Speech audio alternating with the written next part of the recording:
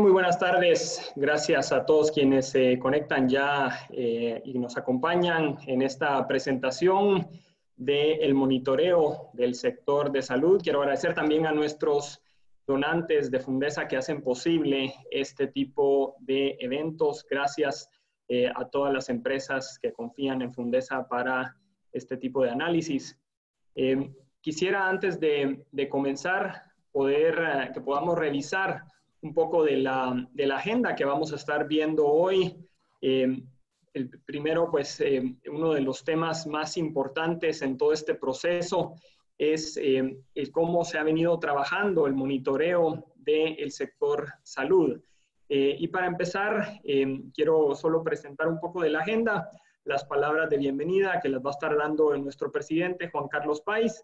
Luego vamos a tener la presentación de Carmen Salguero, coordinadora del eje de salud pública en Fundesa.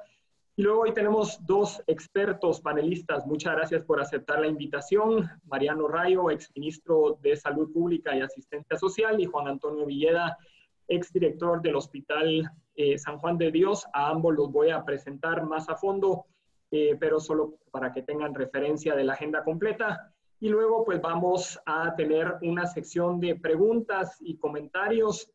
Como ustedes podrán ver, sus micrófonos y sus videos van a estar apagados. Los micrófonos en la sección de preguntas, ustedes pueden pedir la palabra, ahí van a encontrar un icono para pedir la palabra y cuando lleguemos a la fase de preguntas y comentarios, pues con mucho gusto podemos abrir los micrófonos para cualquier comentario que puedan hacer. Así es que sin más, agradecerles nuevamente el que nos acompañen esta tarde en este foro virtual sobre el monitoreo del sector salud. Y para comenzar, quiero darle la bienvenida y presentar al presidente de Fundesa, el ingeniero Juan Carlos Páez. Juan Carlos, adelante. Buenas tardes.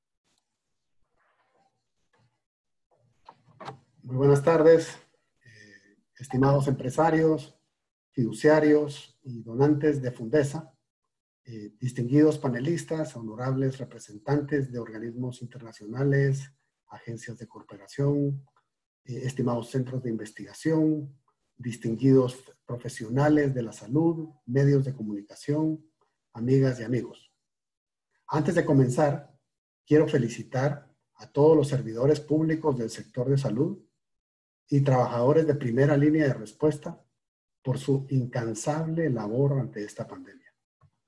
Asimismo, reconozco los graves desafíos que ha tenido el Ministerio de Salud, pero también soy consciente que comparativamente la pandemia ha sido mejor manejada que en muchos países.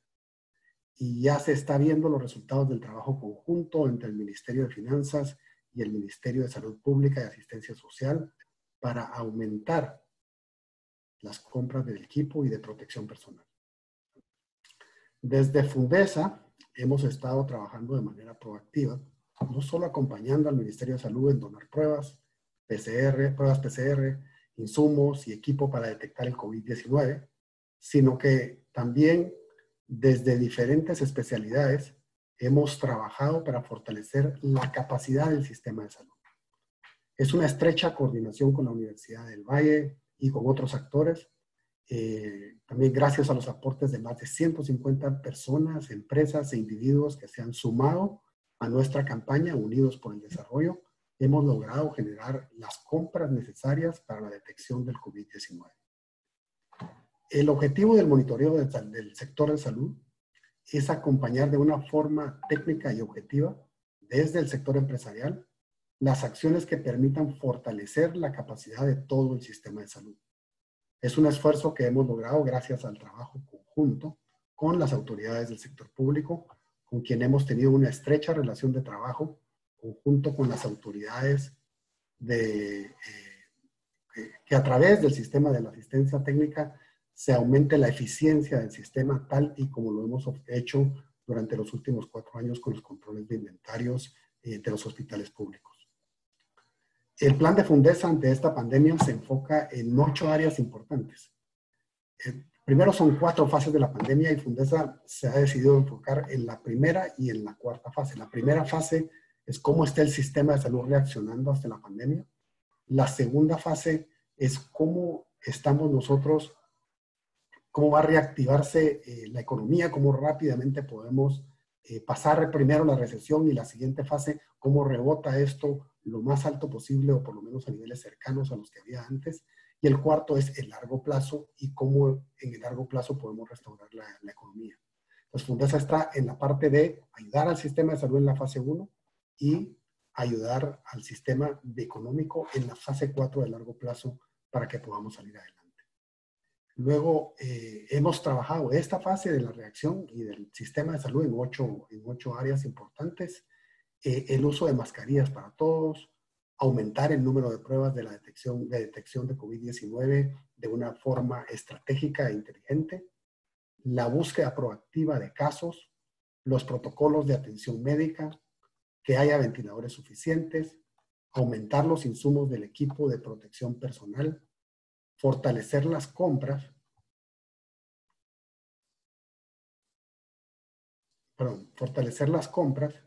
y un plan de transición que permita un ingreso al trabajo de forma sana, ordenada y siempre poniendo la salud de los guatemaltecos como primer criterio.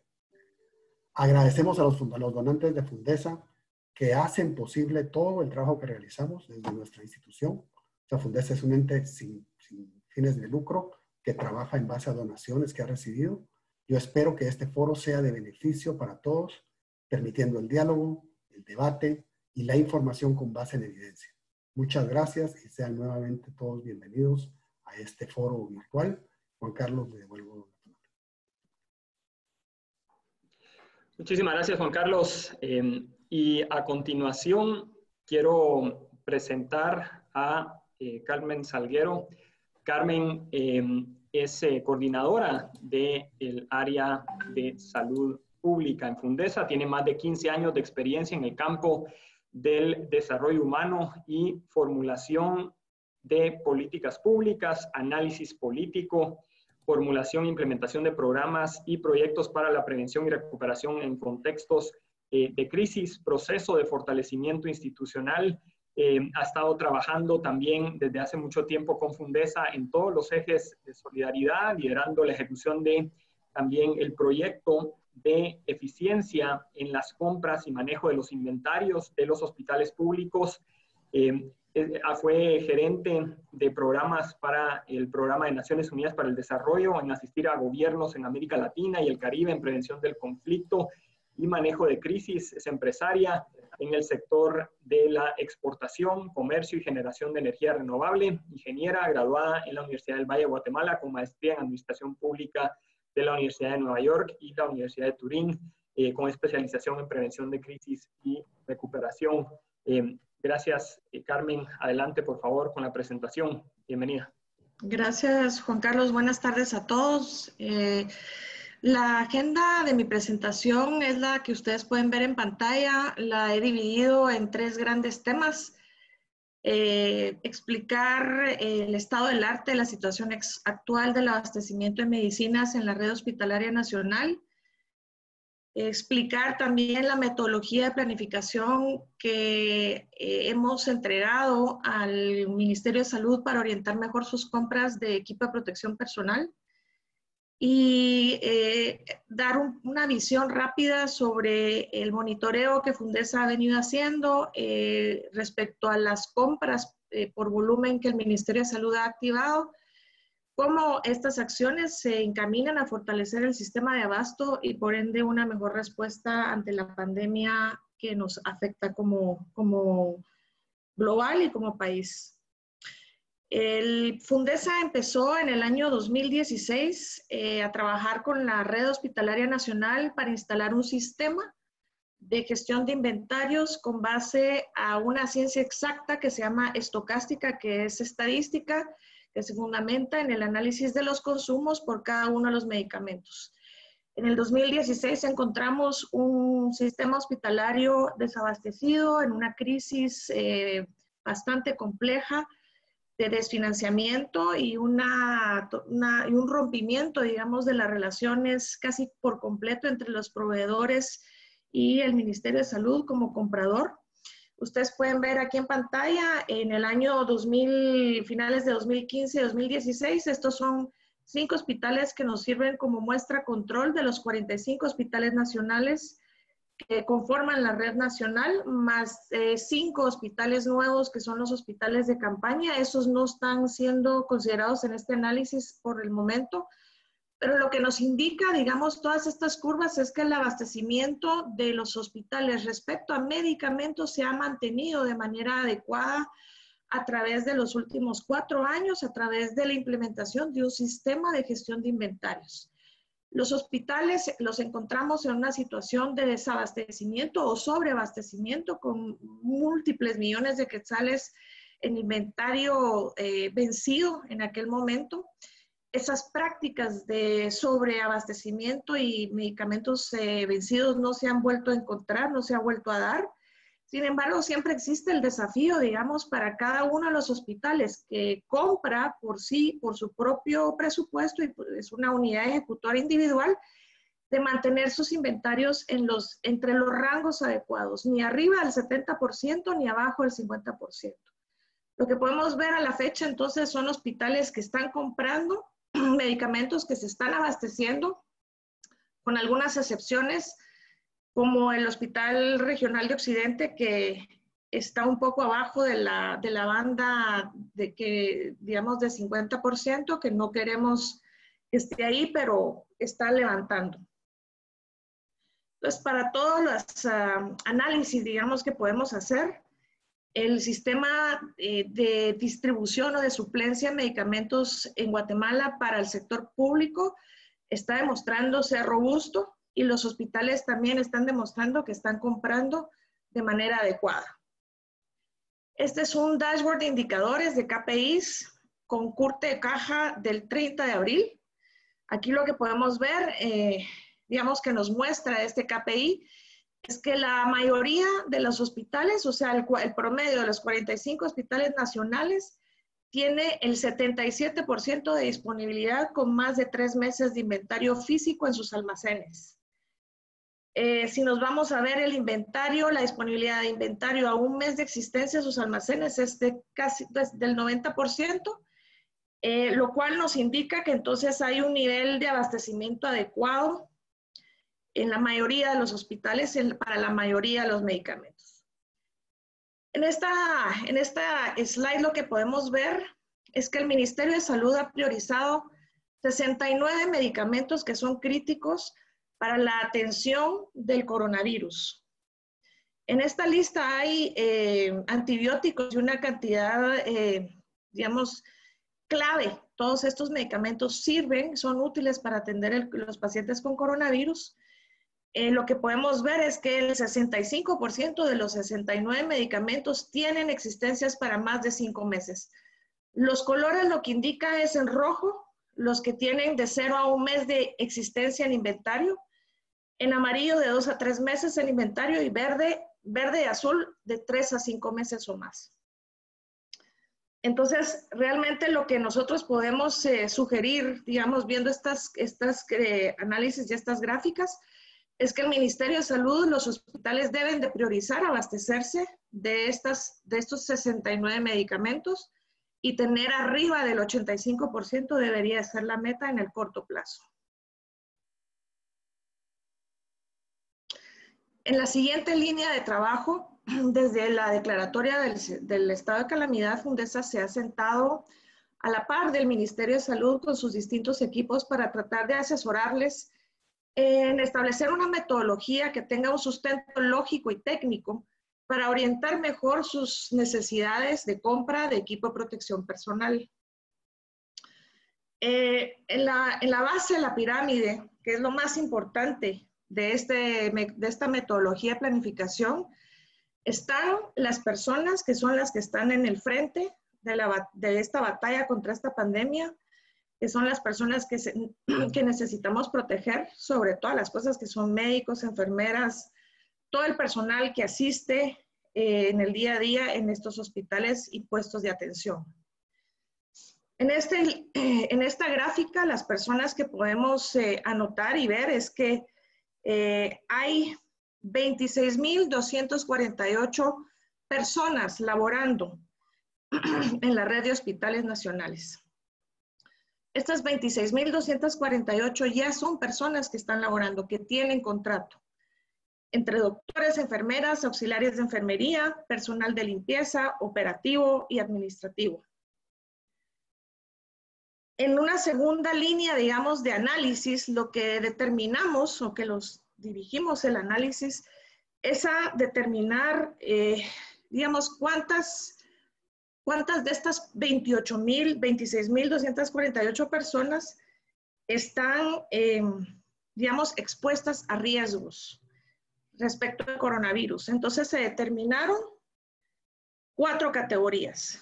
La categoría 1 intensivo, la categoría 1, la categoría 2 y la categoría 3.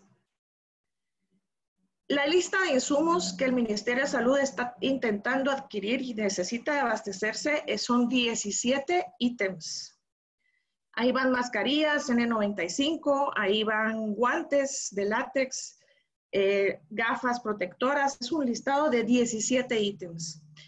Entonces nosotros hicimos las preguntas, ¿verdad? Las preguntas correctas. No todo el personal está expuesto al mismo riesgo de contagio, unos que otros. Entonces la respuesta fue diferenciadora. Por ejemplo, la categoría 1 de intensivo, que está en mayor exposición al riesgo, incluye 2% del personal de toda esta base de 26.248 personas. Y este 2% del personal ocupa 16 de los 17 insumos de esta lista necesaria para protegerse. En la categoría 1 incluye el 8% del personal y estos usan 11 insumos de los 17. En la categoría 2 incluye el 10% del personal y estos usan también 11 insumos de 17. Y por último, en la categoría 3, ahí incluye el 80% de los 26.248 personas laborando. Y este personal solo requeriría uno de los 17 insumos, que son las mascarillas quirúrgicas de 3 capas. Quiero hacer énfasis que todos estos datos son datos del Ministerio de Salud y nosotros lo que hemos ayudado es en sistematizar y crear una base de datos inteligente que pueda ayudarlos a planificar mejor sus compras con base a necesidades. De este análisis entonces salen cantidades según el número de meses que se quiera abastecer. La base de datos ellos lo pueden cambiar si se quieren calcular el abastecimiento por 3 meses, 6 meses, 9 meses o 12 meses, lo pueden cambiar manualmente y estas variables entonces en tiempo se ajustan. Es importante señalar acá que Fundesa no tiene conocimiento del consumo de cada uno de estos insumos, que es una variable clave en el tiempo. Es decir, cuántas mascarillas usan por día o cuántas mascarillas usan por turno, por día, por semana, por mes. Entonces, si se supiera, y yo creo que eso es un dato importante que sugerimos al Ministerio de Salud, que lo sistematice, se puede integrar para generar una base de datos que sea mucho más inteligente y asertiva.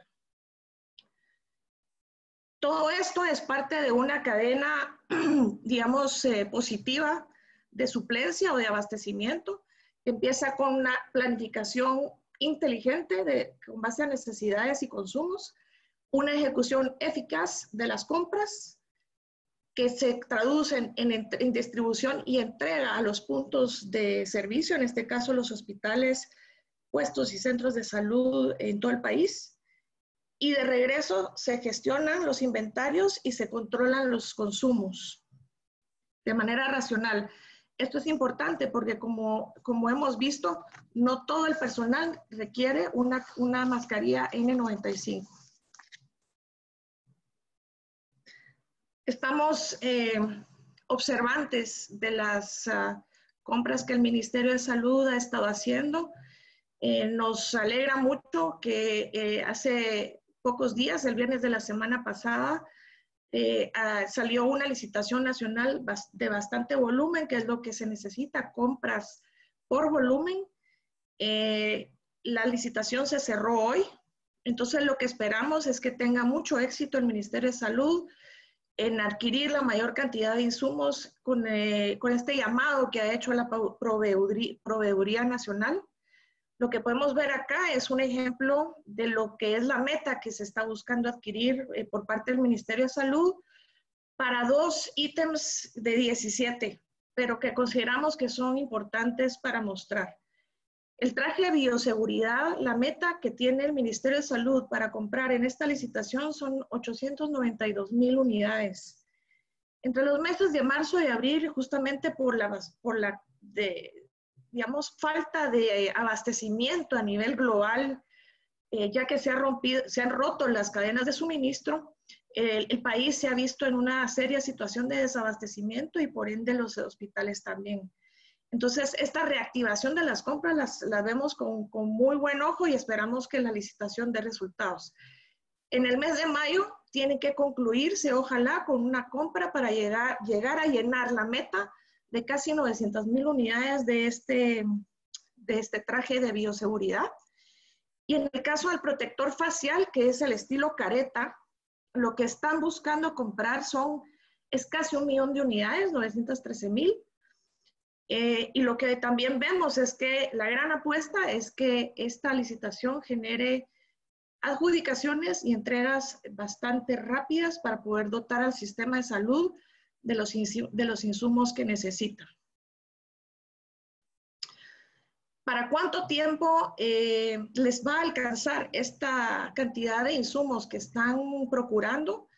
No lo sabemos porque no tenemos la variable que ellos utilizaron, pero sabemos que la situación es urgente, entonces realmente el énfasis acá es poder ver cuáles son las otras estrategias o que el Ministerio de Salud pueda tener varias estrategias al mismo tiempo para poder llenar sus necesidades de suplencia, tanto utilizando proveedores nacionales como alternativas internacionales. Con eso, ahí me quedo, Juan Carlos. Gracias por su atención.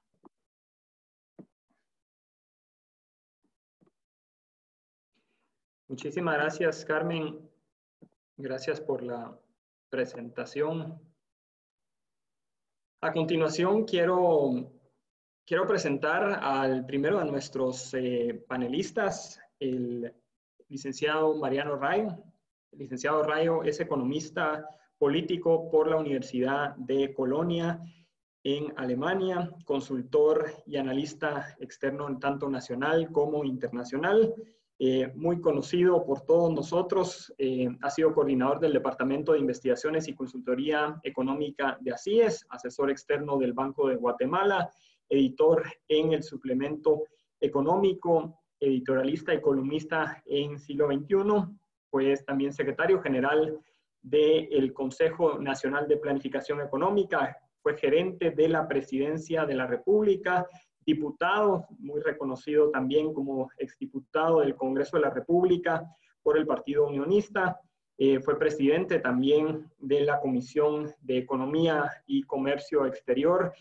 Durante su presidencia se aprobaron varias leyes económicas, investigador, consultor, analista internacional, empresario independiente, catedrático universitario, fue también ministro de Salud Pública y Asistencia Social y ahora lo vemos como comentarista y analista de Canal Antigua. Gracias, Mariano, por acompañarnos esta noche. Bienvenido, por favor, adelante. Buenas noches. Gracias, Juan Carlos. Buenas noches. Un agradecimiento a Fundesa para poder participar en este foro. Y a la ingeniera Salguero también muchas gracias por la presentación efectuada. Yo centraría mis comentarios iniciales anticipando una situación. Si bien estos datos que nos arroja un sistema que tuve la oportunidad de conocerlo desde su creación allá a finales del 2015, inicio del 2016, pues pudiera aparentar de que la situación en el ministerio está relativamente bien y que tienen medicamentos y material médico quirúrgico suficiente para atender la situación en la que nos encontramos. Sin embargo, pues las quejas públicas y algunas situaciones que se han evidenciado en los últimos días no necesariamente están reflejando los resultados del análisis técnico que la ingeniera Salguero nos ha presentado. Y aquí quisiera referirme a algunas de las cosas que pudieran estar incidiendo en esta situación. Claro que es fácil hablar cuando uno está afuera y después de haber pasado algunas de las experiencias de las que hoy se quejan tanto médicos, residentes como funcionarios del ministerio, pero creo que si no aprendemos o no terminamos de aprender algunas cosas, estas situaciones seguirán siendo recurrentes. No me voy a referir a los muchos años que se dice que el Ministerio de Salud y el sistema de salud pública ha sido abandonado. Creo que eso, la situación de la epidemia en Guatemala lo termina de desnudar, sino me voy a referir a plazos más cortos. Y aquí uno de los temas que hay que destacar es la inestabilidad y la falta de un servicio civil en el Ministerio de Salud Pública. Igual que sucede cada 4 años cuando ingresan nuevas autoridades, de las primeras cosas que se hacen es renovar casi en su totalidad el funcionariado. La experiencia de enero 2020 y febrero nos mostró una inestabilidad muy grande. Ingresaron nuevos funcionarios, no todos con conocimiento y capacidad, y esa inestabilidad pues se reflejó o se ha venido reflejando en las últimas semanas. Ahí una recomendación que pudiera hasta sonar redundante es que tenemos que fortalecer el servicio civil dentro del Ministerio de Salud Pública. Se comprende de que hay cargos con un tinte de carácter político en cuanto a su nombramiento, pero toda la parte técnica, administrativa, profesional debería ser fortalecida, y eso es un llamado nuevamente a todos a que si no tenemos un servicio civil robusto, lamentablemente siempre vamos a estar con situaciones en las que quienes ingresan no necesariamente tienen los conocimientos y las capacidades para poder atender. Hay procesos que se cortan, hay procesos que se abandonan, procesos que se hacen nuevos con otras intenciones, y todo eso era muchos de los problemas que hoy estamos evidenciando. Segundo, hay que reconocer que en un Ministerio de Salud, no por ser de salud, todos los profesionales deben de ser necesariamente del ámbito de las ciencias médicas. En el Ministerio de Salud tiene que fortalecerse mucho otras áreas importantes, desde la parte administrativa, financiera, de compras, de gerencia. Es fundamental de que sea fortalecido para no tener las evidencias o los resultados que hoy nos están mostrando. Creo que no es un tema de personas, es un tema fundamentalmente de ese servicio civil al que llamó la atención. Y en una situación como la que estamos viviendo, yo haría otro comentario. Cuando se entre una emergencia sanitaria como la que hoy estamos viviendo y la hemos tenido en el pasado, por ejemplo, cuando fue el tema del Zika o cuando se disparó el tema de vectores y otras situaciones, hay que separar, aunque haya una coherencia y congruencia, hay que separar de la atención este caso de emergencia. Y no significa que se concentre la atención solo en el caso de emergencia, sino que a partir de esa declaratoria de emergencia sanitaria, los procesos deben de cambiar y deben de no llevar lo ordinario.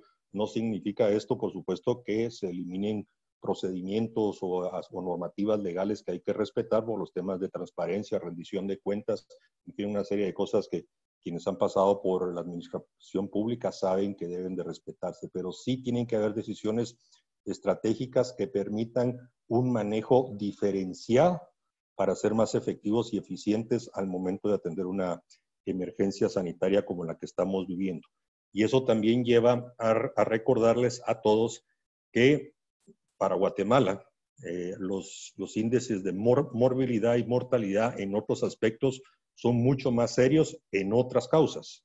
Si bien es cierto, ahorita estamos muy focalizados y atendiendo el tema de la epidemia de la COVID-19, no podemos abandonar ni dejar por un lado la atención a todos esos temas de morbilidad y mortalidad que son la digamos, la normalidad dentro del sistema de atención pública. Y eso pasa, y vuelvo a insistir, en una combinación entre expertos de medicina, pero también expertos en los temas de administración pública. Y ahí sí, valga comentarlo, creo que ahí se falló. Aquí hay un problema de priorización y de procesos de toma de decisión en los cuales, si bien es cierto, se advirtió el problema sanitario, no se ha terminado de resolver el tema administrativo financiero. El Ministerio de Salud tiene más de 80 unidades ejecutoras y pues es bastante difícil y complejo administrar las mismas porque los sistemas de compra son totalmente descentralizados. Y aquí, al momento, una recomendación, al momento de instaurarse una emergencia sanitaria y con la situación adicional de estar en un estado de calamidad, precisamente eso da la pauta para poder generar procesos de compras, adquisiciones, de contratación de personal diferentes a los procesos ordinarios. Eso obliga a una coordinación y a un trabajo interinstitucional con otras instituciones. Por ejemplo, hemos escuchado ahora a los funcionarios de que si se quiere hacer contratación de personal, no necesariamente la ONSEC, por dar un ejemplo, está trabajando con las mismas capacidades de épocas normales. Y eso es un paso de los que, por ejemplo, está entorpeciendo terminar las contrataciones para el pago de los médicos residentes que se están haciendo en las últimas semanas. Lo mismo sucede con el tema de la SAT, lo mismo sucede con el tema de finanzas y, por lo tanto, sí hay que tener muy claro de que si se declara una emergencia sanitaria y se requieren todas estas compras y contrataciones de manera rápida, eficiente, eficaz, esas otras instituciones, y no solo el Ministerio de Salud, tienen que involucrarse atendiendo precisamente esa emergencia. Yo esta primera intervención o comentarios quiero concluirlo ahí, recordando que, por ejemplo, en la presentación no tenemos ese mismo detalle en medicamentos que menciona la ingeniera Salguero con el tema de los materiales médico-quirúrgicos, donde ahí sí considero que hay una situación apremiante. Recuerdo que a finales de febrero, principios de marzo, algunos sabrán que se hizo un listado inicial con el estado de conocimiento que se tenía del virus en ese momento para que el ministerio pudiera empezar esa planificación en esa base de la pirámide que Carmen Salguero mencionó. Hicieron caso omiso de esos listados iniciales que se le propuso al Ministerio de Salud y tardaron muchísimo en esa planificación y hoy pues vemos esos cuellos de botella o esos desabastecimientos, en particular en materiales médico-quirúrgicos. En medicamentos pues estamos relativamente bien, lo que seguramente habrá que mejorar es la entrega al usuario final, esa parte de cómo sacarlo de los inventarios, de los stocks, llevarlo a las manos de los médicos de esa primera línea que está atendiendo en los hospitales nuevos para que puedan ser usados y no tener esa recurrente queja de que no todo está disponible.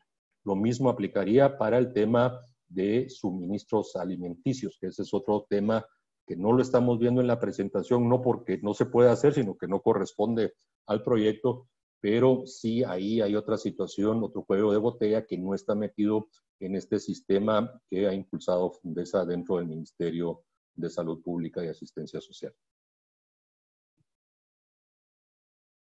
Gracias, Mariano. Y ya luego a la fase de preguntas y comentarios podemos profundizar en varios de los temas que has comentado.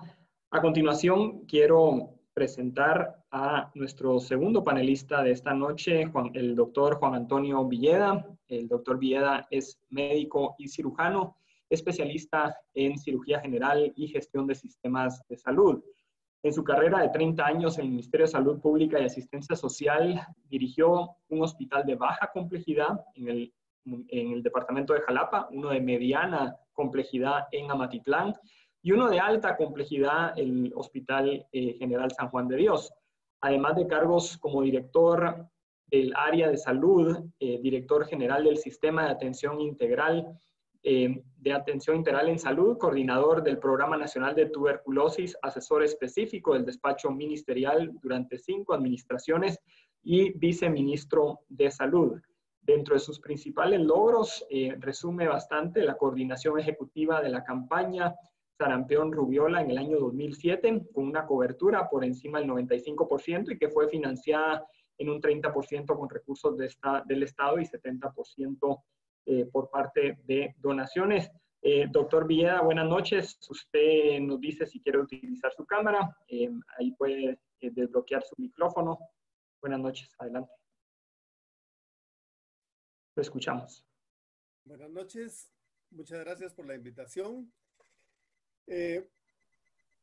Y agradecer, como decía el licenciado Rayo, la participación del personal sanitario que está al frente de la batalla en contra del coronavirus. Quiero iniciar haciendo énfasis que esta es una pandemia que ningún país del mundo estaba preparado para abordarla. No había una experiencia, incluso los países han pasado de una etapa del negacionismo hasta llegar a una etapa de alarma extrema. Partiendo que es un virus nuevo, no hay mucha experiencia en torno a él.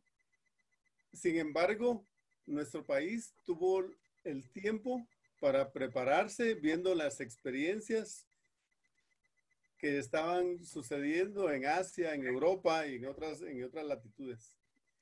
Tenemos que reconocer que tenemos una red de servicios que está históricamente colapsada, con índices ocupacionales por arriba del 90%, con un atraso en la infraestructura de unos 40, 45 años, que en 30 años únicamente se ha construido inaugurado recientemente el Hospital de Especialidades de Villanueva. Tenemos una cama por cada 2,000 habitantes y una red que no está articulada en el primero, segundo y tercer nivel. Con eso enfrentamos esta pandemia, con la formación de recursos humanos que no responde a las necesidades, sobre todo en este momento, a corrupción dentro del sistema de salud que ha sido histórico, y como les decía el licenciado Rayo, una alta rotación de autoridades que lamentablemente pudimos ver que les tocó empezar en esta administración, y muy pronto les toca enfrentar esta pandemia. De tal manera que nos enfrentamos a ella con débil liderazgo en el Ministerio de Salud, con una débil rectoría, pero que también tenemos que reconocer que los esfuerzos iniciales fueron positivos. El confinamiento temprano hizo que no saturáramos de inmediato de casos los hospitales.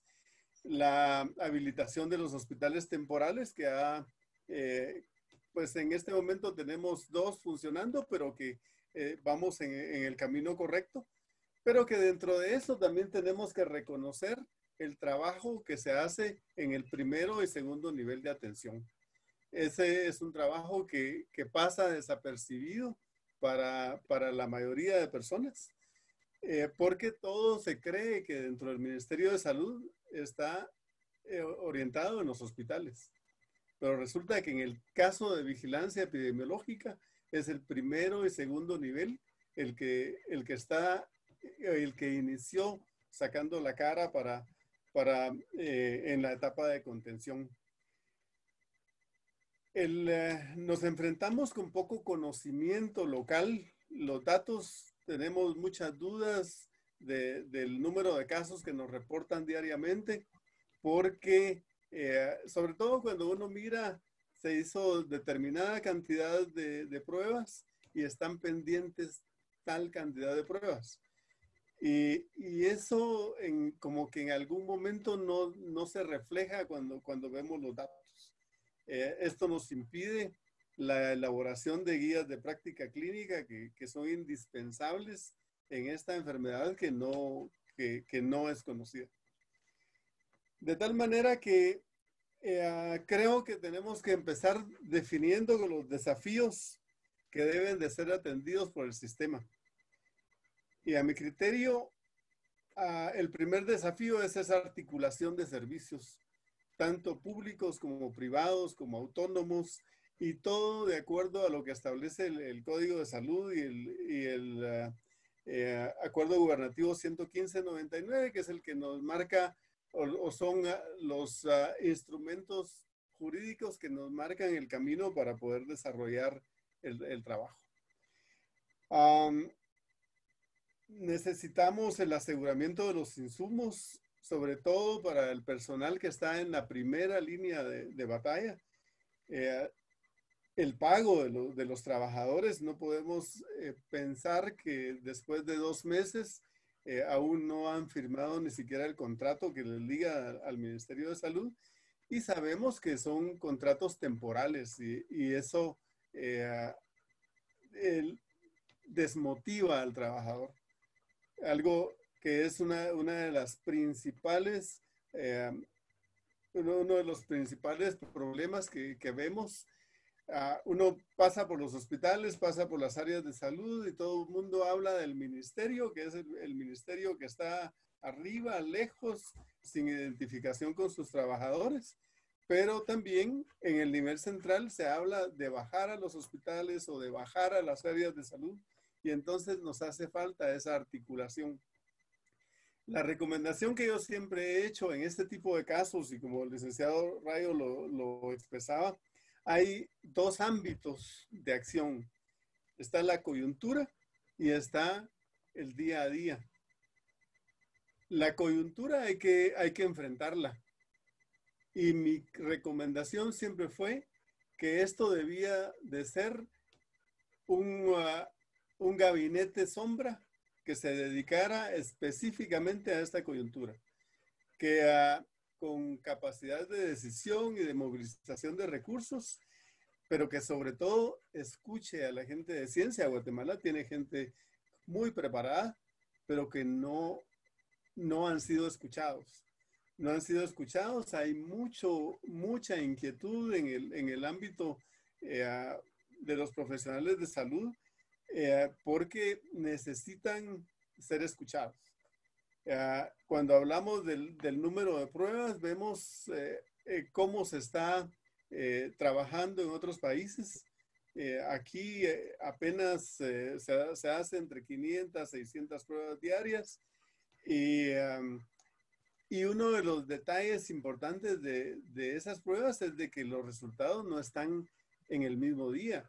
Hoy me estaban contando, por ejemplo, que a una persona que le hicieron la prueba hace una semana, hoy tuvieron el resultado, y era una prueba de seguimiento, y esa prueba de seguimiento nos sale indeterminada. Entonces, el personal del área de salud está en problemas para convencer a la persona que está confinada en su casa a hacerse de nuevo una prueba. Entonces, esa parte es importante, que el número de pruebas tiene que coincidir con el día en el que se hacen, y hay que hacer más pruebas. Lo que se dice, si no hay pruebas, no hay casos. Y hay que hacer pruebas a todas las personas que están en exposición. Los profesionales de salud deben de hacerse pruebas a todos. Y ya pasamos la etapa de la contención, y eso tiene que quedarnos claro. En este momento estamos en etapa de mitigación, y desde el punto de vista de salud pública, porque ese es otro detalle importante. Pensamos que todo esto tiene un ámbito médico, y no precisamente tiene que ser médico, porque la salud pública y la medicina son ciencias distintas. Mientras la medicina trata a la persona en lo individual, la salud pública trata a la comunidad y vela por las condiciones de salud del país.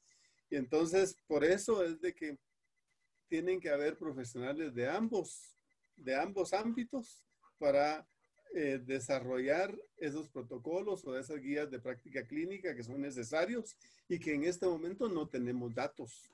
Los datos son importantísimos para el desarrollo de esas guías de práctica clínica y para conocer el comportamiento de la pandemia. Hay que diseñar escenarios en el corto, mediano y largo plazo porque sabemos que esta es una enfermedad que vino para quedarse. Y eso lo hablábamos en los 90 cuando vimos el caso del cólera. Decíamos que el cólera vino para quedarse, no vino solo para un tiempo. De tal manera que tenemos que establecer esos escenarios pensando que, por ejemplo, en el mejor de los casos, es posible que en 2 meses tengamos 6 veces el número de casos que tenemos en este momento. Y tenemos que tener preparado el sistema para eso. Ese es un detalle que tenemos que tomarlo en cuenta para saber por dónde nos vamos a ir. Pero todo esto no es una función exclusiva del Ministerio de Salud, que si bien es cierto, tiene que ejercer su liderazgo y tiene que ejercer la rectoría, necesita el asesoramiento y la participación de profesionales. A mí me preocupa cuando hablan del número de ventiladores, pero el problema del número de ventiladores como un indicador es que los ventiladores necesitan del recurso humano calificado, que no hablamos solo de médicos. En mi época, cuando me entrené como cirujano, todos recién graduados y haciendo nuestro entrenamiento, ventilábamos pacientes, aprendimos el manejo de los ventiladores de esa época. Pero el pronóstico era muy malo. En la actualidad, el uso de ventilador implica intensivista, implica neumólogo, terapista respiratorio, enfermera, auxiliar de enfermería. O sea, es una serie de profesionales de la salud que tienen que participar para el uso adecuado de los ventiladores y mejorar el pronóstico de los pacientes. Y hay un detalle más que se relaciona con, hablando de la coyuntura y del día a día. Estamos todos pensando que en este momento solo hay COVID-19, pero resulta que estamos dejando por un lado lo que está pasando con la desnutrición. Seguramente ahí va a aumentar la desnutrición aguda. Las enfermedades transmitidas por vectores. El año pasado hubo una cantidad por encima de lo acostumbrado de dengue complicado, dengue con manifestaciones hemorrágicas. En el tema de inmunizaciones, vimos cómo en el gobierno antepasado disminuyeron las coberturas de vacunación de la mayoría de biológicos, pero que fueron recuperándose poco a poco, y esa es una actividad que se desarrolla en el primero y segundo nivel. Por eso yo soy muy proclive a hacer ese reconocimiento del personal, porque es un esfuerzo que se hace día a día. El tema de la tuberculosis, que también que no se habla mucho, pero que es una enfermedad que sigue siendo prevalente en nuestro medio, la muerte materna, el embarazo de adolescentes, y todas estas tienen un eje transversal que es la salud mental, que debemos de ponerle atención en esta coyuntura. Y quiero finalizar esta alocución hablando un poco acerca de las recomendaciones para el sistema de salud o para el Ministerio de Salud. hay una parte de la coyuntura y una parte de la planificación desde mi perspectiva. Y para enfrentar la coyuntura es necesaria la articulación sectorial.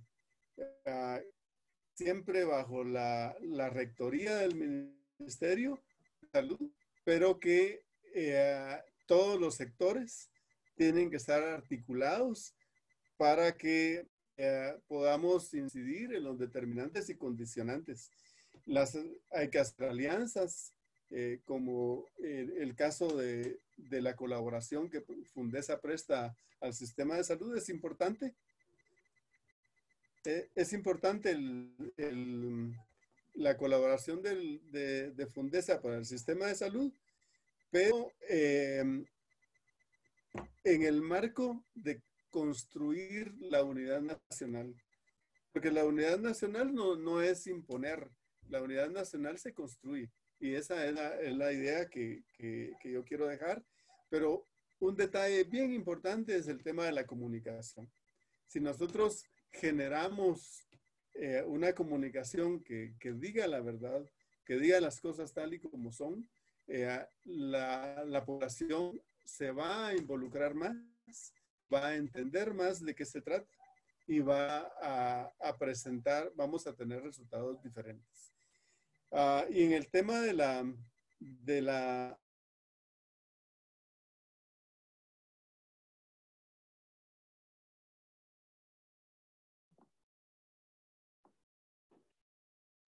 Creo que ahí perdimos al doctor. Al parecer se le cayó el internet. Me había pedido Mariano la palabra. Mariano, a lo mejor si quieres intervenir.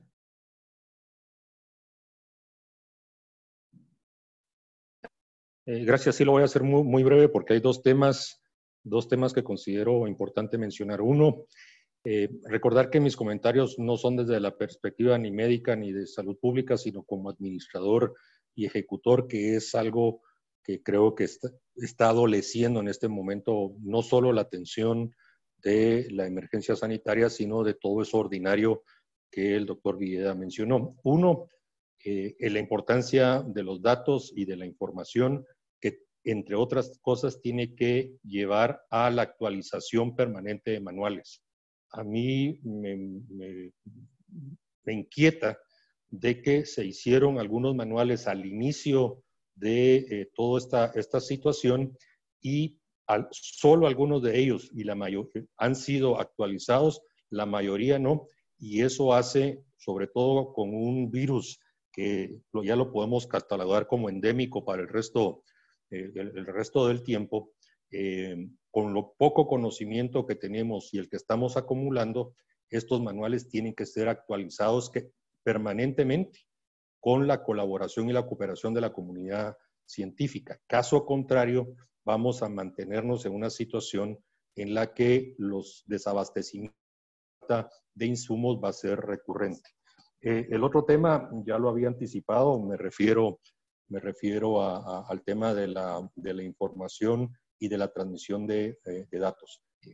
Creo que tenemos que abandonar esa perspectiva que era antes lo ordinario en el pasado, de que la información se tiene que encapsular y solo unos pocos la conocen.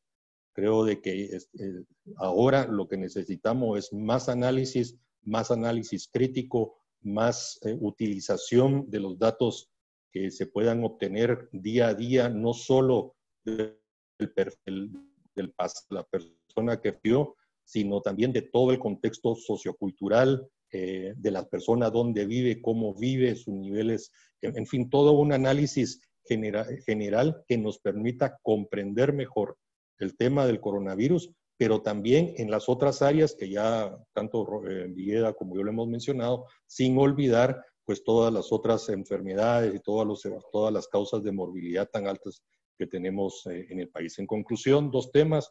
Uno, una apertura total, acceso a información, a datos, a los diagnósticos, a la efectividad de tratamientos o la inefectividad de tratamientos, las causas que llevaron a un posible fallecimiento, en fin, toda esa parte sí tiene que ser algo que tiene que resolverse prontamente y que permita esa actualización de manuales e igualmente cambiar bastante la forma en que se está transmitiendo la información, no solo a la comunidad científica, sino en general a toda la población. Gracias, Mariano. Doctor Vieda, no sé si un minuto para alguna conclusión antes de pasar a las preguntas y comentarios. Sí, yo quisiera anotar que los momentos de crisis hay que aprovecharlos. Y creo que es el momento para pensar en un rediseño del sistema. Yo siempre he visto con mucha preocupación esa macrocefalia central. Vemos en la actualidad 4 viceministros. Cada uno de ellos forma su propio viceministerio. Y el nivel operativo, que es el que llega en cuanto a la prestación de servicios, muchas veces se encuentra un poco olvidado. Entonces yo creo que es un buen momento para el fortalecimiento del sistema, pensar en el momento, que es el momento también oportuno para fortalecer la regulación sanitaria, evaluar el tema del Código de Salud que viene de 1996 y es un buen tema también para sacarlo a nivel nacional, pensando que si nosotros tenemos un sistema fuerte, vamos a tener mejores resultados. Muchísimas gracias. Quisiera ahora pasar a la sección de preguntas y comentarios que pudieran tener. Si alguien quiere hacerlo a viva voz, puede pedir la palabra. En sus controles van a encontrar un icono para poder pedir la palabra. En el momento que así lo hagan, puedo activarles el micrófono. De momento, pues no tengo a nadie.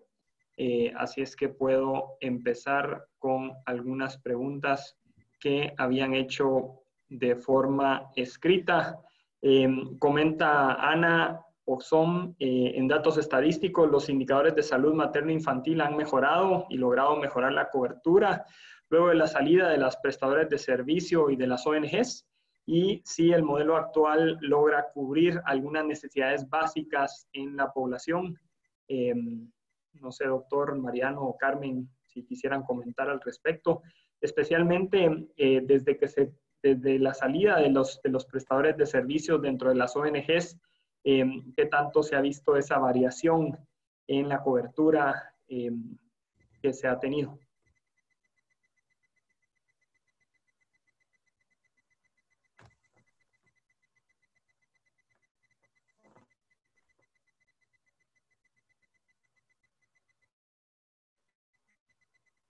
Adelante, Carmen.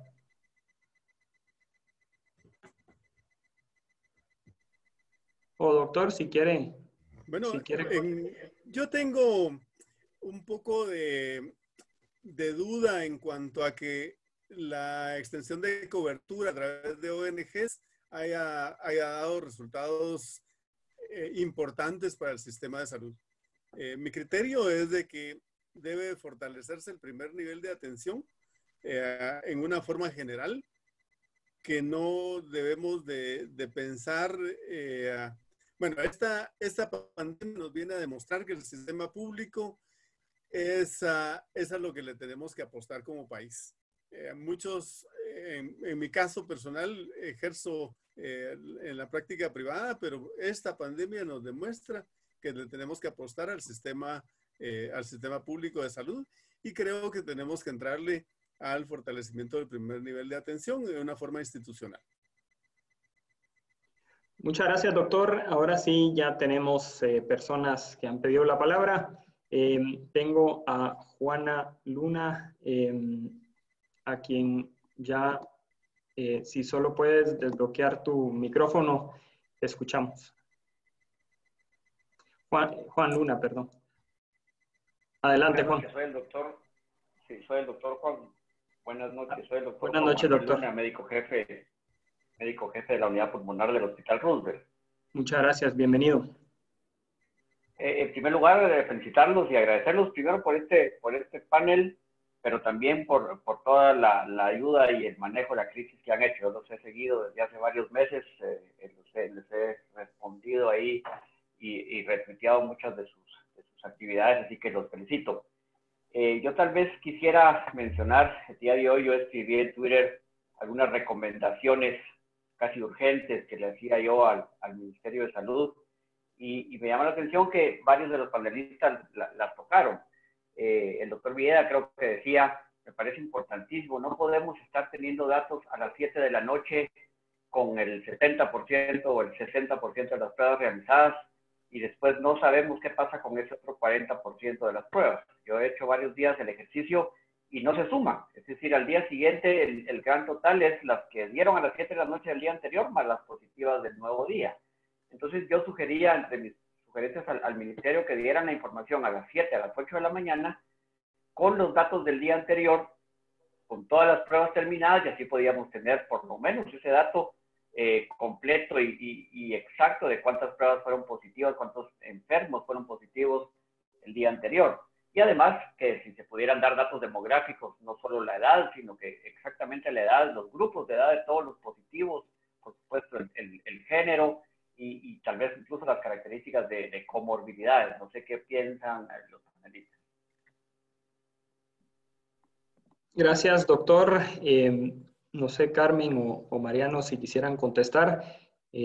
Efectivamente, Juan Carlos, gracias, doctor Luna, muy amable. La verdad, usted ha utilizado las redes sociales para transmitir información bastante importante y sugerencias que deberían de tomarse en consideración. Yo creo que, así como usted, hay otros profesionales del ámbito de la medicina y de la salud pública que no encuentran eco o no encuentran un receptor de las distintas sugerencias, recomendaciones a partir de la práctica misma y de estar al frente de la atención de, no solo en este momento de la COVID, sino también de otras enfermedades y de otras situaciones.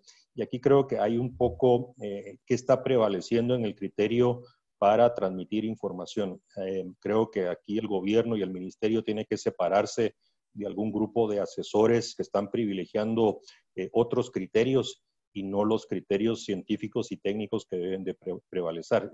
Yo insisto, este tema, este virus endémico es muy nuevo, estamos sobre la marcha aprendiendo o desaprendiendo del mismo.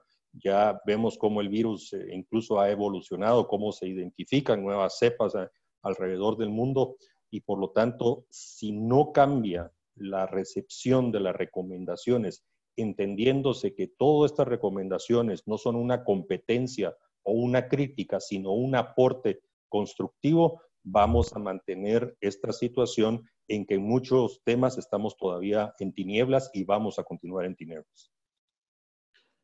Gracias, Mariano. Tengo ahora a Leslie Ramírez. Leslie, si puede solo desbloquear su micrófono y ahí ya la escuchamos. Muy buenas noches. Gracias por el espacio. Creo que ha sido muy interesante la información que han presentado. Conozco el trabajo de Fundesa de apoyo a los hospitales. Creo que hay un trabajo técnico que hay que valorar muchísimo. Sin embargo, los datos siempre son relativos, ¿verdad? Yo hace 2 semanas hablaba con una persona del Hospital Regional de Occidente y me decía un comentario interesante. Mire, me decía, nosotros tenemos un uso diario de mascarillas de 400 y tenemos una disponibilidad para 3 meses de 500 por día. Ante una eventualidad, digamos, de aumento considerable de pacientes, eso es totalmente insuficiente, porque, digamos, la cantidad que tiene es la cantidad que normalmente necesita. Y el referente que estamos utilizando para ver el abastecimiento es lo que normalmente se necesita, como diría el doctor Villeda, en el día a día. Ahorita tenemos una situación coyuntural y la pregunta del millón es ¿dónde están los criterios para hacer esos cálculos? ¿Dónde están los protocolos de actuación en términos de cómo debe de comportarse, digamos, el personal y qué equipo debe de tener? Yo hablaba con una persona de Colorado y ella me decía que, por ejemplo, efectivamente el uso de la mascarilla N95 es especialmente para personal que está directamente en intensivo o en cuidados intermedios tratando de frente, digamos, a un paciente y teniendo contacto con la aspersión. Pero todo el demás personal del hospital, que no se sabe si va a tener contacto o no, porque no sabemos quién está contaminado o no, debería de tener su mascarilla quirúrgica y su careta, por ejemplo. Y debería de tener por ejemplo, todo el personal que está en emergencia, que también va a estar expuesto a cualquier paciente que no sabemos si está enfermo o no de eso. Entonces ahí hay un tema de protocolos que cabalmente alguno de ustedes decía, bueno, eso falta, o sea, toda esa información falta, que son los criterios técnicos para tomar decisiones. Y una de las cosas que uno evidencia, digamos, en el manejo de esto es que hay una carencia de criterio técnico porque pareciera haber una ausencia de escucha al personal técnico del propio ministerio y a todos los especialistas y personas que hay en Guatemala, que hay muchísimas, ¿no? Entonces, yo quería señalar un poco eso y solo quería compartir con ustedes algo que decía el doctor Villeda. Nosotros trabajamos monitoreando servicios en el primero y segundo nivel y nos preocupa muchísimo cabalmente lo que el doctor Villeda decía. O sea, el Ministerio de Salud no puede desatender el día a día. O sea, la coyuntura es algo que se suma, pero no puede usted obviar lo demás. El 17 de abril, si no estoy mal, el ministerio giró una orden que decía que los servicios debían de priorizar a enfermos sintomáticos respiratorios. A partir de esa directriz, gracias a Dios, no todo el mundo la tomó en cuenta, pero sí hay servicios que la tomaron en cuenta. Y nosotros tenemos servicios en Totonicapán, en Alta Verapaz, que han decidido ya no atender pacientes porque están esperando que lleguen los pacientes con COVID. Entonces ahí uno mira realmente que no hay una visión estratégica de articulación de la red. El primero y el segundo nivel son los que deben de sostener la vigilancia epidemiológica. Y ojo con esto, ¿quiénes son los pacientes que están ahorita en los hospitales? Son pacientes leves y moderados que no deberían de estar hospitalizados si hubiera una buena estrategia de manejo ambulatorio de pacientes o una estrategia para centros especiales de cuarentena para quienes no la puedan hacer en su casa, pero no saturar los hospitales. Hemos saturado los hospitales con pacientes leves y moderados. Entonces yo creo que hay realmente una necesidad urgente de lo que decía el doctor Villeda. Necesitamos realmente retomar el curso de esto desde una visión técnica de especialistas. El Consejo Nacional de Salud parece que se reabrió. Esperamos que sea una realidad, pero que se incluya a todos los actores, porque todos son importantes. Y yo me uno a lo que planteaba el doctor Villeda. Esta es una oportunidad y así la debería de ver no el Ministerio de Salud, el Estado, el gobierno. Debería de ver aquí una oportunidad de fortalecer un sistema que todos ustedes han dicho. Es un sistema débil, desarticulado y carente de muchas cosas. Y yo creo que Fundesa juega un papel ahí muy importante. Ustedes son los pocos que están siendo escuchados por el ministerio. Han hecho un buen trabajo, pero creo que debemos de unirnos más. Ustedes han estado viendo la red de hospitales, pero es insuficiente. Tenemos que ver qué está pasando en el primero y segundo nivel, porque ahí las carencias son muchísimo más grandes. El personal ahí está haciendo seguimiento de pacientes, especialmente de la población retornada que ha estado saliendo afectada, sin ningún equipo. La gente en el primero y segundo nivel no tiene equipo, no tiene con qué, digamos, armas poder combatir esto. Y ahí se necesita una estrategia. De acuerdo, muchísimas gracias. Tengo todavía algunas manos levantadas. Voy a aprovechar para darle la palabra. Miguel Flores. Miguel, te escuchamos. Solo si desbloqueas tu micrófono. Adelante, ahora sí. Buenas noches. Mucho gusto. Primero que nada, igual que gracias por ahí por tan instructiva e interesante conferencia. En mi caso, pues como persona, por decirse individual, tengo ahí varias inquietudes. Entre ellas, yo soy paciente de leucemia mieloide crónica. Pues estoy enfocado porque obviamente todos estamos ahorita con el asunto del coronavirus, que es a nivel mundial, pero vemos varios pacientes que estamos con la inquietud, porque varios pues hemos estado ahorita, se nos han estado como, no atrasando, sino se nos han estado moviendo nuestras citas. Yo soy del Roosevelt, yo asisto al Roosevelt, y pues estamos con esas inquietudes. Obviamente pues a la hora de que en su momento a mí me toca, por decirles, en junio, igualmente con el medicamento que yo tomo, Imatinib, 600 miligramos, y pues obviamente estoy resguardado pues en casa tratando de mantener mis precauciones, ¿verdad? Pero vienen varios puntos, ¿verdad? Porque varios de nosotros he visto en los grupos de chat que tenemos, de las páginas de Facebook, que estamos con las inquietudes, qué va a pasar con nosotros. Es cierto, todo, como mencionaba la persona anterior, que hay algunos hospitales que ya se están enfocando, porque cada día, pues obviamente estamos empezando la escala, que va bastante en alza, y pues todo va enfocado, y pues obviamente gracias a Dios varios de nosotros estamos bastante estables, pero hay personas que no solo en el área de cáncer, sino diferentes tipos de enfermedades ajenas, pues estamos con esa inquietud. Yo he estado dando mucho seguimiento de ustedes por algunos reportes que me toca hacer, y he visto el buen apoyo que han estado dando pues en lo que son la implementación de kits y todos los usos, los insumos para el personal médico, ¿verdad? Porque también pues yo me uno a la campaña en la parte donde pues mucha gente ha visto como un negocio redondo el empezar a vender mascarillas, etcétera, etcétera, pero se los olvida dos puntos bien importantes: los médicos, los enfermeros, etcétera, que son parte de, y los pacientes que en algún momento necesitamos, yo no quiero una emergencia, y nos están dejando totalmente a un como lado, ¿verdad? Era como un comentario, porque yo sé que lamentablemente todo esto no se puede resolver de la noche a la mañana.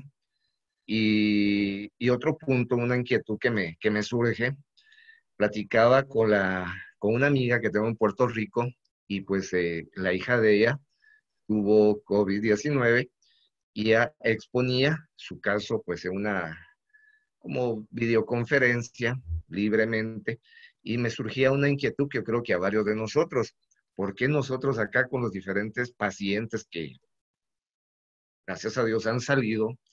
Yo sé que pues por la estigmatización de que puedan ser atacados, etcétera, pero siento que se está dando como mucho resguardo, no se sabe. Estamos con las inquietudes, como mencionaba la primera persona, de tener más detalles como las personas que han fallecido, si han tenido algún otro tipo de patologías. En algunos casos han mencionado que sí, pero no de todos los casos en sí, cómo han sido. Eh, entonces, porque nos compartía esta amiga de Puerto Rico, de que pues ella estuvo, bueno, sigue estando en cuarentena, ahorita llevará como 48 días, no ha salido de su casa desde que la detectaron a finales de marzo. Y pues bueno, ella compartía que ha estado viviendo con su esposo, desinfectan todo, el esposo le han hecho 2 o 3 pruebas, no ha salido positivo, ni la mamá, que llega a verla cada cierto tiempo, no está bajo un resguardo de seguridad, como que fuera una persona presa. Bueno, obviamente depende también de uno ser consciente de no hacer, pero ella da su opinión y su explicación de cómo tratado ella de salir adelante junto con ciertas indicaciones que les han dado, ¿verdad? Entonces, siento que acá como que ha estado muy encerrado ese enfoque hacia la población en general, ¿verdad? Porque muchos estamos con esas inquietudes. Bueno, eso era lo que les quería compartir. Muchas gracias. No quiero robarles mucho de su tiempo. No, muchísimas gracias. Gracias por el comentario. Tenemos a Patricia Luqui. Patricia, por favor, adelante. Gracias por acompañarnos siempre en estos foros. Bienvenida. Siempre los acompaño y siempre digo Muchas alguna gracias. barbaridad. No, muchísimas gracias. Mira, yo no voy a tratar de ser corte y voy a tratar de ver algunos puntos. Primero, yo también soy paciente de una enfermedad rara genética que necesita un tratamiento especial y que en este momento no se puede importar. Hay 17 pacientes que están esperando el tratamiento. Esto no lo iba a decir, pero ya que se nombró el tema, porque el Ministerio de Salud no está preparado para cambiar ciertos protocolos y pasárselos a la aduana. Y eso sí tiene que ver con el otro punto. Lo que sí se ha visto en los países donde hay un poco más de datos es que no solo se debe ver la mortalidad por determinado, como en este caso una condición que es el virus, sino la mortalidad que viene justamente de la mano por el problema de mal manejo de protocolos o quizás el cambiar cuáles son las prioridades del sistema de salud. Tenemos el caso de Nueva York, donde normalmente habían 5.900 fallecidos en promedio durante los meses durante el mes de marzo y vemos que podemos entrar perfectamente y ver que hay 28.000 en el mes de marzo de este año. Y no todos murieron de COVID, sino que hay una presión sobre el sistema.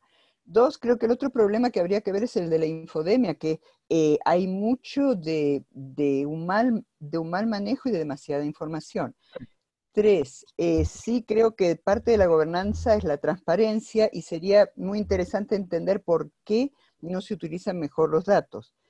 Dentro del Sistema Nacional de Ciencia y Tecnología, del CINCIT, se hizo una oferta justamente para instalar un programa de geolocalización con datos y que pudiera trabajar con algoritmos similares a los que está manejando la Universidad de Johns Hopkins, que en parte sí son trabajados por algunas universidades, pero la idea era que todas las universidades dentro del sistema iban a aportar a ese programa justamente para permitir hacer prospección y apoyar al Ministerio de Salud. Desgraciadamente no se aceptó la oferta. El tercer punto es que hay un sistema de ciencia y tecnología, nadie le hace caso.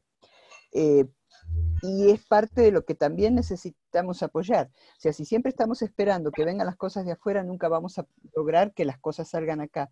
Del resto no voy a decir porque ya fue dicho, la necesidad de un sistema que priorice la atención primaria y secundaria creo que es básico, y priorizar un sistema de salud fuerte, no importa cómo, porque después me pueden discutir la forma, pero priorizar un sistema fuerte al fin de cuentas es lo que va a hacer que el país tenga una base mucho más sana y mucho más competitiva, por llamar así, para toda la población. Y me quedo hasta acá. Muchísimas gracias. Gracias, Patricia, siempre por los comentarios muy atinados. Muchísimas gracias.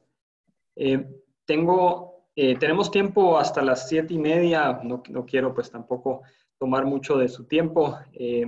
Tengo al doctor Luna, a Víctor Manuel Marroquín y a Zaira Mejía. Doctor Luna, buenas noches, adelante. Sí, buenas noches una vez más. Rápidamente, para responderle a la persona que llamó, que es paciente del Hospital Roosevelt con un problema hematológico, con leucemia, la unidad de hemato-oncología es una de las que sí está funcionando, aunque la consulta externa general está cerrada. Por sus características, esta unidad está abierta, está teniendo consultas todos los días, así que puede comunicarse al hospital si necesita cita. Entiendo que la de él es en junio. Seguramente en junio va a seguir abierta, tiene sus protocolos, hay que estar con mascarilla, están la gente separada en las filas esperando su consulta, en las bancas, pero sí está siendo atendido. Y una cosa más, a la ingeniera, también decía la participante anterior que ustedes son de las personas que sí escucha el gobierno, afortunadamente. Y yo quería preguntarle qué posibilidad hay que usted les sugiera que trasladen a muchos de los pacientes que tienen en los hospitales provisionales. Estoy hablando de pacientes con síntomas leves y que no tienen factores de riesgo, pacientes positivos asintomáticos e incluso personas que no están enfermos, que no son positivos, pero solo están en cuarentena. Entiendo que eso es más del 50% de la ocupación del Hospital de Villanueva y del Hospital del Parque de la Industria. Así que, ¿qué posibilidad hay que saquen a estas personas? Y lo ideal sería lo que hemos estado sugiriendo, el medicalizar hoteles, contratar hoteles como el ICS ya lo va a hacer, para llevar a estas personas a un hotel y entonces dejar esas camas de hospital para las personas con COVID que están siendo ya cada vez mayores y que de los hospitales nacionales ya no estamos pudiendo trasladarlas a estos hospitales provisionales porque no tienen cupo. Gracias, muchas gracias, doctor.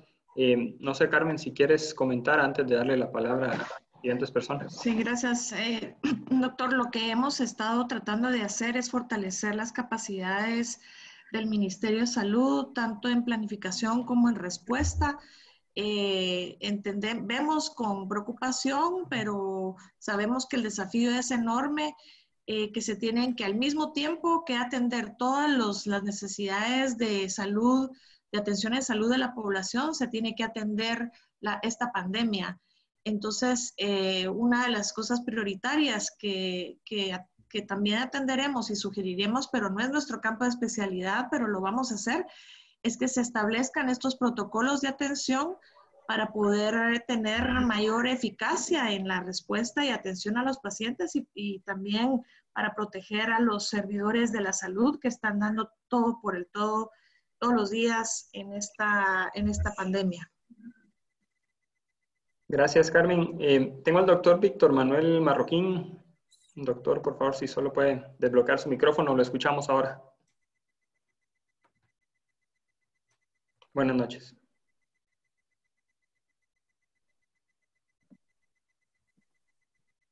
Adelante, doctor.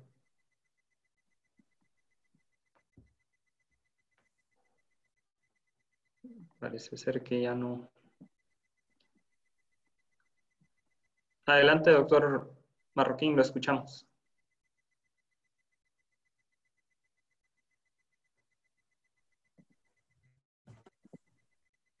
Lo tengo ahora a Zaira Mejía.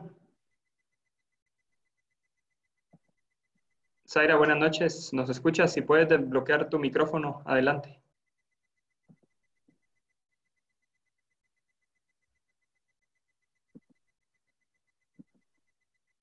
Sí, buenas noches. Buenas noches. Buenas noches. Primero felicitarlos por estar realizando estas actividades que nos hacen comprender un poco más qué es lo que está sucediendo y a través de los datos que siempre Fundesa nos trata de proveer para entender un poco lo que sucede en el ámbito de salud. He venido dando seguimiento al trabajo que ha hecho Fundesa desde el gobierno anterior con el tema del abastecimiento a medicamentos y otros temas en los cuales ha estado involucrado o participando y colaborando. Y bueno, me llamó la atención algo que decía la ingeniera Carmen, que es sobre la compra de mascarillas y trajes especiales en esta etapa de la pandemia. Y en especial el detalle de que a la fecha se ha ya incluso entrado a licitación de algunas compras sobre estos temas, pero que no se cuenta con el criterio variable que se utiliza para la compra. O sea, no se sabe a ciencia cierta por qué se están comprando X cantidad de mascarillas y X cantidad de trajes. Sí, entonces eso es parte de lo que incluso una de las participantes anteriores mencionaba, el tema de la transparencia, de saber con qué datos contamos y instar al Ministerio de Salud y a las diferentes instancias que tienen que ver con las compras para atender esta pandemia sobre la efectividad que deben de tener las compras públicas. O sea, al final el resultado que vamos a obtener de esa compra y si realmente los insumos van a alcanzar o son los necesarios o se necesitan aún más. Pero para esto es muy necesario tener evidencia de cómo los datos están siendo una herramienta eficaz para poder realizar o ser lo más efectivos posibles. Esto como un aporte, como ya lo decía el licenciado Borrayo, no se trata de una crítica ni una competencia, sino del aporte constructivo, que es lo que creo que, que es realmente lo que Fundesa ha estado realizando. Muchas gracias. Gracias, Aida. Le paso la palabra a Mariano, por favor. Gracias, Juan Carlos.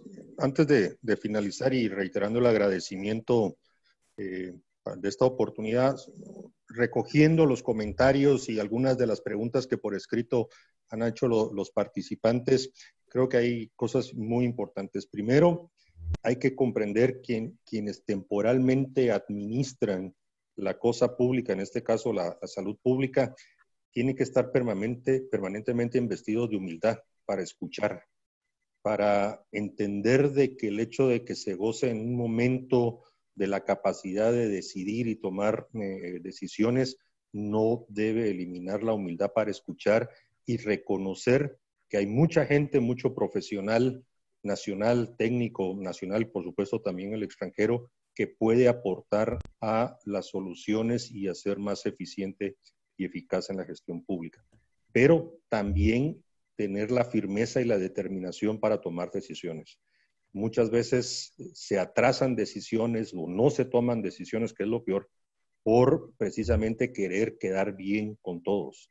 Y aquí es parte de las falencias o de debilidades en muchos casos cuando se tienen consideraciones de otra naturaleza y no se es firme y determinado para tomar esas decisiones y ser consecuente. No quiere decir con eso que si se toma una decisión uno muere con la misma, pero sí tiene que tener mucho carácter y mucha determinación para que las cosas, por ejemplo, el ejemplo que tomaban de eso del 17 de abril, donde se dice de que muchos no hicieron caso, bueno, ese es un reflejo de una situación que tiene que resolverse. Y por último, estamos haciendo un énfasis o hemos reconocido que están centralizando ciertas compras para cierto material médico quirúrgico que se necesita con urgencia.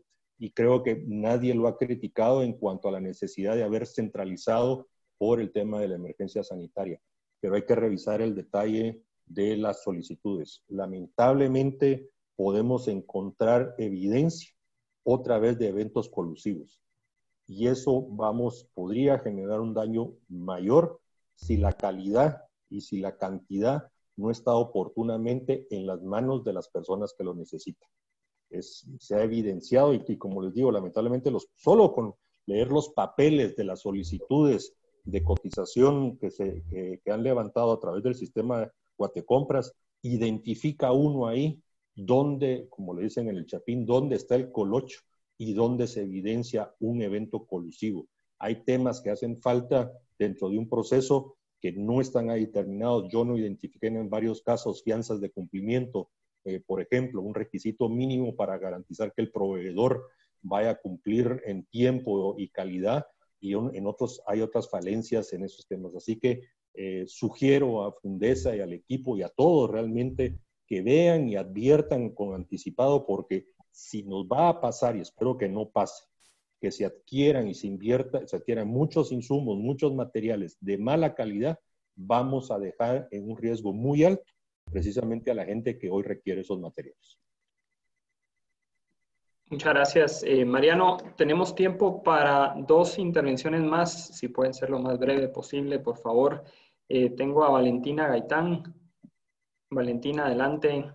Si puede solo desbloquear su micrófono, la escuchamos. Hola, buenas noches. Buenas noches. Solo tengo una pregunta, bueno, un par de preguntas. Pues se habla de procesos y cosas que el ministerio tiene que cambiar, pero es muy urgente que actúe de manera rápida e inmediata. ¿Cuáles serían, por ejemplo, 3 acciones que el gobierno y que el Ministerio de Salud tiene que tomar así sin peros y ya, para el doctor Vieda y para el licenciado Mariano Aray? Muchas gracias. Gracias por la brevedad. Adelante, doctor Vieda. Yo quiero hacer un llamado de atención. Hace unos minutos nos cuentan que hay 143 casos el día de hoy. 1,342 del 13 de marzo para esta fecha. O sea, el problema es serio. Entonces, 3 acciones puntuales. Lo primero es, me uno a lo que habla el doctor Luna en cuanto a la medicalización de hoteles. Creo que hay que buscarle alternativas. No podemos sostener más tiempo la hospitalización de asintomáticos y casos leves. Debemos de tener un protocolo diferente. Costa Rica, por ejemplo, está hospitalizando entre el 2 y el 4% de pacientes.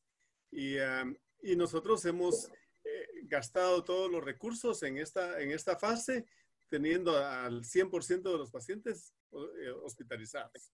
En segundo lugar, un mayor número de pruebas. Hacer pruebas indiscriminadas a todo el personal de salud, que es al final al que tenemos que cuidar. Y eso nos va a dar una idea de por dónde atajar el problema.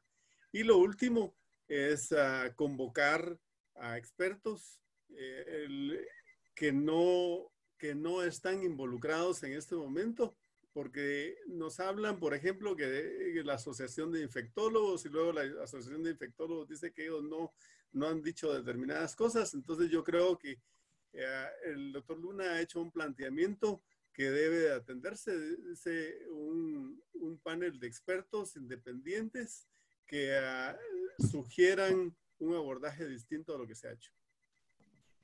Gracias, doctor. Tengo al doctor Víctor Manuel Marroquín. Doctor, adelante, le escuchamos. Muchas gracias. Disculpas por no haber iniciado en la primera llamada. Tal vez mi intervención es para reconocer el trabajo de ustedes. Sin embargo, yo pienso que se manejó mucho el tema de lo que siempre se ha vivido en Guatemala a nivel del sistema de salud. Siempre hemos estado en crisis y tocar ese tema ahorita pues es volver a repetir lo mismo. Yo sí quisiera que en algún momento el gobierno nos indicara, pues, dentro de las estadísticas se nos dijera la cantidad de pacientes que se encuentran en la unidad de cuidados intensivos y cuántos salen vivos de ahí, porque ahí así es la mejor forma para podernos evaluar de cómo estamos en el manejo de ese tipo de pacientes, porque de nada sirve que tengamos 1000 respiradores si en realidad no tenemos la gente capacitada para poderlos manejar. Entonces, esa es otra crisis del sistema de salud. Y yo pienso de que la gente, las personas, los especialistas que manejan cuidados intensivos no están participando activamente porque no se les ha dado esa oportunidad. 2, considero que el Consejo Nacional de Salud debería haber actuado desde el primer día que se inició el primer caso aquí en Guatemala. Tengo entendido que Fundesa no está participando en la primera reunión que se hizo del Consejo Nacional de Salud, y en realidad es una organización que debe participar, igual que el ICS, igual que la policía, etcétera, etcétera. Las instituciones que fueron desde el inicio, desde hace más o menos 30 años se habla del Consejo Nacional de Salud y nunca se ha puesto en práctica. Entonces, esta era una muy buena oportunidad para ponerlo en práctica. Me pregunto, además de eso, ¿qué ha pasado con el colegio médico para estar apoyando al gremio médico? Que no se ha manifestado el colegio médico, no se ha manifestado la universidad para apoyar al Ministerio de Salud Pública, al menos no se ha percibido eso. Y por último, tal vez solicitarles el apoyo para todos los médicos turnistas de los distintos hospitales del país, dado de que aparentemente no solo no tienen equipo, y ahí sí que estoy en desacuerdo con la licenciada, porque yo considero de que si ellos se están quejando es porque los inventarios están mal. Entonces, el inventario diario debería de exigirlo el ministerio y ponerle al día para que estos médicos no estén en completo abandonados completamente. Y además de eso, brindarles el apoyo para transporte, porque si están haciendo turnos más de 48 horas, más de 24 horas, pues lógicamente hay un cansancio físico y mental, y ya se han dado casos de médicos que salen de turno y a tener un accidente porque definitivamente o se quedan dormidos o algo pasa. Entonces yo creo que eso es un punto muy importante de los que se deberían de haber tratado el día de hoy, porque hablar de la crisis y todo eso de hace 40 años, dice, hace 40 años se habla de la crisis hospitalaria y seguimos en crisis. Entonces se han hecho unos avances, pero que no han mejorado nada porque todo el tiempo los hospitales están mal. Entonces yo creo que el enfoque de ese programa tal vez vale la pena para el próximo enfocar más el tema de protocolos, los protocolos, por ejemplo, a nivel del primer nivel. Fíjese que llevamos 2 meses del problema de la pandemia, aquí en Guatemala, donde ya se toman medidas, y siguen los problemas. Mientras la población no esté totalmente convencida de que el problema es serio, van a seguir los mismos problemas, porque estamos en el momento de la mitigación, donde ya el problema es comunitario, donde en cualquier momento cualquiera se puede contagiar. Ahorita ya se anuncia la SAT y así eso se va a ir disparando, no para fin de mes, sino que mucho mayor. El problema, si seguimos con la misma forma pasiva con la que se está continuando. Yo pienso que las medidas de contención fueron muy buenas, pero no se le ha dado el soporte suficiente al primer nivel, a nivel comunitario, para que las cosas mejoren. Muchas gracias. Muchísimas gracias, doctor. Tengo, antes de ir concluyendo, a Aida Barrera. Aida, por favor, te escuchamos. Si puedes solo desbloquear tu micrófono. Gracias, Juan Carlos. Mis preguntas son muy puntuales. Primero, ¿qué criterios han considerado para decidir qué equipo de protección personal se necesita en cada categoría de atención? Y segundo, ¿a qué se refieren con categorías de atención? Porque la OMS tiene bien identificados los criterios de qué equipo se necesita según el nivel de riesgo al que esté expuesto cada trabajador de salud. Y eso no incluye solamente a médicos y enfermeras, sino que todo el personal que está en contacto directo con el paciente y con los fómites, ¿verdad? Como excreciones, los de la limpieza, etcétera, en un centro de atención de salud, hospital u otro. Gracias. Muchísimas gracias. Y con esto pues le paso la palabra a Carmen. Gracias, señora Barrera. Los criterios los ha planteado y los ha dado el Ministerio de Salud. Ellos han usado las sugerencias en los protocolos de la OPS. Y entiendo que la decisión, digamos, en torno a esta utilización de los 17 insumos que se necesitan y quienes están más expuestos o no al riesgo, viene derivado de que ellos conocen cuánto personal tiene cada hospital para cada una de estas categorías que usted muy adecuadamente señala. Yo quería solo tomar también la oportunidad para decir que es, digamos, todos los consumos, que es lo que decía la señora Leslie Ramírez antes, todos los consumos o inventarios que la red hospitalaria nacional pudiese haber tenido antes de la crisis, nos sirven como un referente técnico para poder calcular algún tipo de consumo acorde a las necesidades de respuesta ante esta pandemia. Sin embargo, ya se podrían tener datos reales de consumos del mes de abril que podrían fortalecer la capacidad de análisis de las necesidades, no solo de la red hospitalaria, sino de las 29 direcciones de área de salud, para poder calcular de mejor manera el abastecimiento que necesitan suplir en los próximos meses. Así que ahí, digamos, todo es mejorable.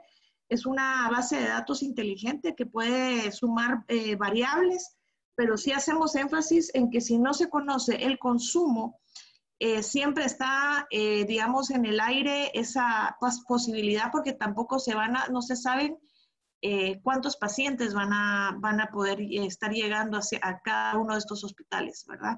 Entonces creo que la sugerencia nuestra al Ministerio de Salud es permanente.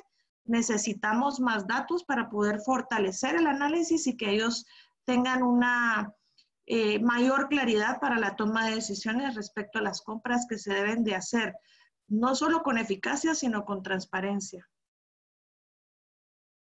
Muchas gracias, Carmen. Y con esto vamos concluyendo. Solo le preguntaría tanto a Mariano como al doctor Villeda si quisiera agregar algo más. Le dejo al doctor Villeda ahí solamente agradecer la invitación y ponerme a las órdenes para cualquier actividad de este tipo. Y sí quiero terminar haciendo énfasis en el tema de la comunicación estratégica.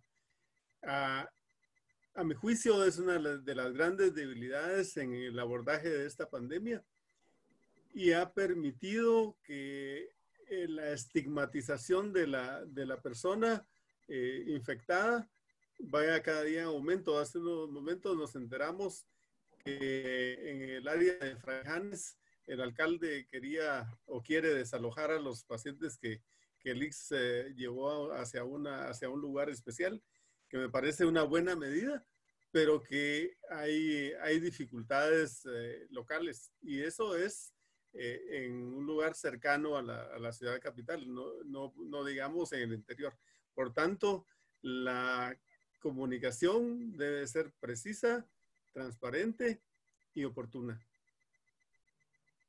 Yo también cerraría agradeciendo a Fundesa una sugerencia, no solo compartir la presentación de Carmen Salguero, sino tratar de hay muchos comentarios, preguntas, sugerencias que han planteado los participantes, hacer una especie de ayuda a memoria que no solo permita sugerir a las autoridades, sino para los que estamos participando, darle seguimiento, porque hay cosas muy valiosas que no se transmitieron a través de la videollamada, pero que sí considero muy importantes para aportar a muchos de la solución de los problemas que se han planteado. Muchas gracias, Mariano, y así lo haremos. Gracias por la recomendación. Y quiero dejar en el uso de la palabra al licenciado Roberto Páez, quien además pues, ha venido coordinando esta comisión de salud. Adelante, Roberto. Buenas noches. Gracias, Juan Carlos. Miren, yo aprovecho para agradecerles a todos su participación y el interés que hay en el tema. Realmente creo que es muy importante que nos informemos correctamente, y hoy logramos un nivel de información de primer nivel, gracias al doctor Villeda, gracias a Mariano, gracias a Carmen, y vamos a seguir trabajando en este tema con Fundesa. Sabemos que nuestro rol ha sido muy importante y esperamos seguir apoyando al gobierno, al Ministerio de Salud y a las diferentes instituciones para que salgamos adelante de esta crisis y que salgamos bien. Muchísimas gracias, Roberto, y dejo en el uso de la palabra al presidente de Fundesa para un comentario de cierre. Adelante, Juan Carlos. Muchas gracias, Juan Carlos. Mi primer comentario es un agradecimiento a la comunidad médica por esos comentarios a favor de la Fundación. La Fundación realmente es el reflejo de muchos donantes que han dicho, quiero estar del lado de la gente que está del lado del sistema. Se dio de que Fundesa empezó hace 4 años a fortalecer el sistema y que hoy esa información que manejábamos de los inventarios se volvió la información más importante para poder enfrentar este tema de las compras. Pero no hemos visto lo más alto de este pico. Es un tema que sigue creciendo, que sigue llamando mucho la atención. Creo que unidos, la comunidad médica, los empresarios, este no es un tema de izquierda o de derecha, esto es puramente un tema de la salud de todos los guatemaltecos y cómo vamos a hacer que el sistema se fortalezca en el largo plazo, pero también en el corto plazo, qué vamos a hacer para enfrentarla, cómo vamos a ver cómo los recursos humanos están disponibles, cómo vamos a ver que esté el equipo, el tema de las pruebas y las máquinas nos ha costado mucho entenderlo, pero creo que ya lo desciframos, ya tenemos un plan de juego para que haya más máquinas, que el equipo de protección esté disponible. Creo que también el ministerio se ve la buena voluntad de los últimos, no sé, 3 semanas, 2 semanas, de poner al día ese tema de las compras, y hoy, y sí vimos al Ministerio de Finanzas también más activo, es muy positivo. Y con el tema de las pruebas que hemos venido surtiendo, la parte de las pruebas, insumos, hisopos que hacen falta para poder hacer que el sistema funcione. Pero gracias a todos, este es un trabajo de toda Guatemala realmente, y nosotros solo somos un reflejo de la confianza que están teniendo todos. Bien, y con esto pues concluimos. Agradecemos a los panelistas nuevamente el que nos hayan acompañado esta noche. Gracias a ustedes por haberse conectado a esta transmisión de este foro virtual sobre el monitoreo de salud. Recordarles que les vamos a estar enviando copia tanto del video como también de la presentación que se hizo esta noche. Por supuesto, vamos a también tomar la recomendación que nos hacía el licenciado Rayo sobre poder recopilar todas las preguntas, comentarios que quedaron todavía sin respuesta. Agradecemos a las más de 151 personas que se conectaron el día de hoy. Gracias por su preferencia y también invitarlos este próximo martes a las 11 de la mañana. Vamos a tener al presidente del Banco de Guatemala, quien va a estar dando una presentación sobre perspectivas económicas, y algunos comentaristas también, en donde va a participar el representante del BID, la representante del Banco Mundial y expertos de CABI. Así es que desde ya los invitamos, pueden seguirnos a través de las redes sociales y ahí encontrar más información. Muchísimas gracias nuevamente, que pasen todos muy feliz noche.